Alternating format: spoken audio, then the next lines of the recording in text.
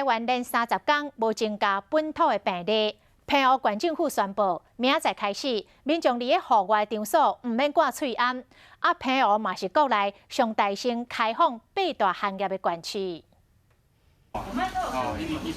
县政府的客家人员用手指量，确定拢超过1公尺半，才阁详细核对民众的身份证，安尼才会使入去食饭。澎湖县政府宣布讲，5月13开始，8大行业会使重新营业。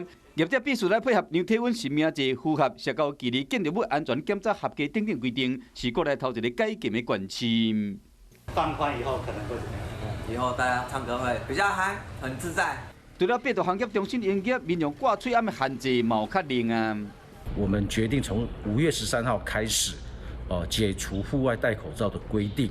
另外，集会人数的限制嘛对咧放宽。